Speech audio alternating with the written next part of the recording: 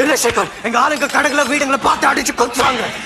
எங்களை உழைச்சு கட்டணும் இல்ல நாட்டை விட்டு துரட்டணும் பாக்காங்க உங்க ஆளுங்க. போங்க சேகர், இந்த இந்து முஸ்லிம் பாய் பாய் பெஞ்சு போயிடுச்சு, இனிமே சேராது. என்ன சொல்றான்? இதோ சக்தி சமாஜ ஆளு, இவனை கேளு. முஸ்லிம் வீட்டை தேடி அடிச்சானா இல்லையானு செஞ்சோம்டா, முழு மனசுல தான் செஞ்சோம்.